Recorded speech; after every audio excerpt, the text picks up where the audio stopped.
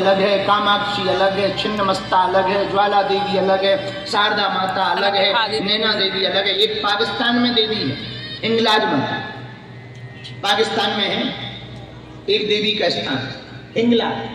अब वो पाकिस्तान में, अब बताओ उन पर क्या बीत रही होगी पाकिस्तान वालों पर। हम एक दिन पढ़ रहे थे तो हमें पढ़ने में मिला कि हिंगलाज माता का स्थान पाकिस्तान में, पहाड़ों के बीच में।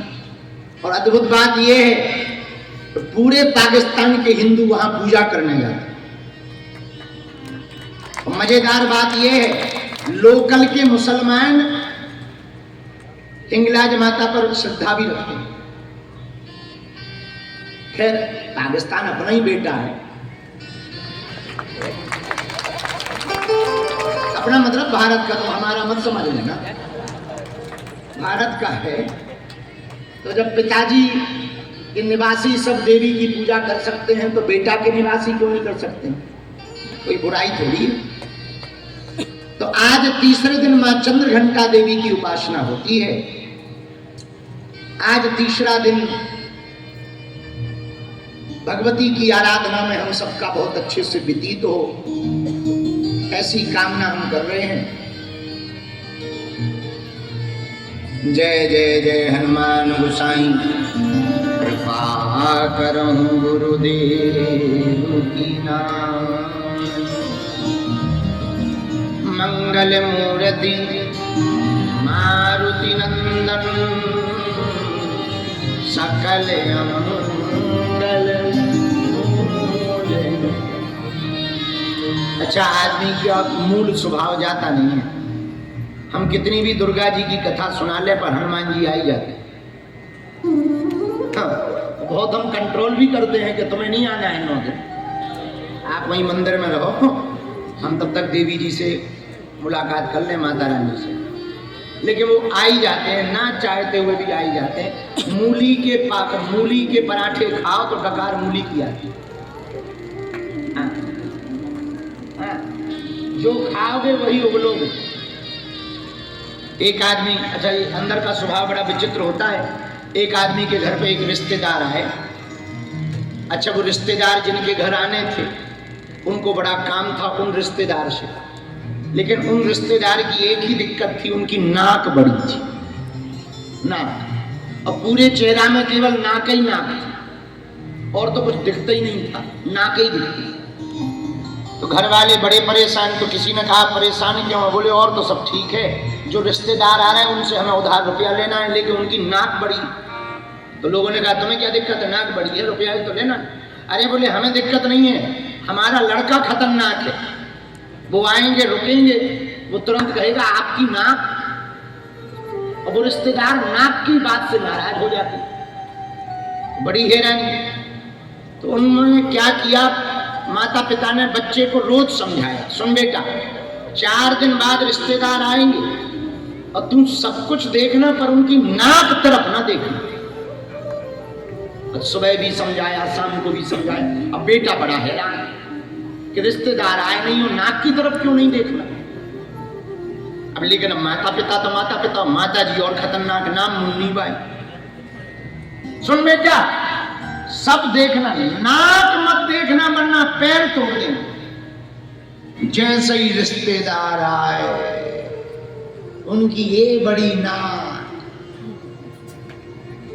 तो घर वालों की नजर रिश्तेदार पे कम लड़का पे ज्यादा, क्योंकि वो भयंकर चंचल था। उसकी क्रियाकलाप देख रहे थे कि क्या कर रहा है। तो लड़का देखे तो ना, पर टेढ़ी निगाह से देख भी रहा, एकदम पूरे शरीर में उसकी कहीं नजर नहीं टिकी, ना कहीं पर टिकी। माता पिता इतने हैरान, हमने समझाया 4 दिन से, रुक जाओ, जाने दो रिश्तेदार को, पांव तोड़ देंगे इसको, हाथ तोड़ देंगे इसको, खाने को नहीं देंगे, बड़ा नालायक है। 4 दिन समझाया कि नाक मत देखना। तब तक पति इशारा करते देख नाक ही देखना।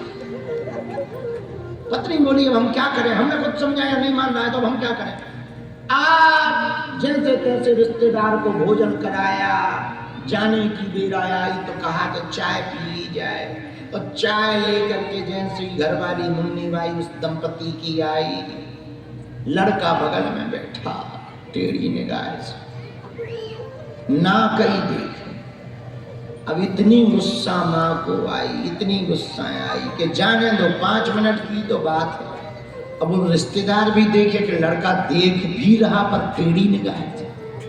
लड़का मनी मन बोले सीधी देख भी नहीं सकता, रोक रखा है, वरना हम तो पूछ ही लेते कि ये इतनी क्यों। अब माता पिता बड़े हैरान। तो माता जी की अच्छा दिन रात वही दिमाग में था माता जी के, नाक नाक नाक नाक नाक नाक नाक नाक। जैसे ही चाय रखी और शक्कर ली तुरंत बोली भाई साहब भोजन तो अच्छा था। हाँ हाँ बहन जी बहुत अच्छा था, लो चाय पी लो। अब आप बताओ हम आपकी नाक में कितनी शक्कर डालें। तो लड़का से तो नहीं गड़बड़ानी, माता जी से गड़बड़ा। आप जब उन्हें ध्यान आया, अरे राम राम राम, रिश्तेदार का मुंह टेढ़ा हो गया तो पति ने जोरदार चाटा मारा। बोले लड़का से ज्यादा खतरनाक तो तुम हो। तब पता लगा ये पूरा का पूरा खेल लड़का का बिगाड़ा नहीं है, इनका खुद का बिगाड़ा है। ये 4 दिन से नाक ही नाक रट रही। ऐसा कई बार होता है, जो बात तुम छिपाना चाहो पता लगे वो पता चल जाए। क्योंकि उसका चिंतन करते हैं कि ये नहीं बताना, बाकी सब बताना, ये नहीं बताना, बाकी सब बताना, वो निकल ही जाती है। इसलिए जो अंदर होगा वही तो बाहर निकलेगा। अंदर यदि भगवान की भक्ति होगी, भगवान की चर्चा होगी, तो स्वाभाविक रूप से बाहर भी भगवान की ही चर्चा है। इसलिए मन को भगवान की भक्ति में लगाना चाहिए। बोलो सीताराम, जोर से बोलो, और जोर से बोलो। किसी ने हमसे कल पूछा शाम को, गुरुजी नवरात्रि चल रही है, देवी की उपासना कैसे करनी चाहिए?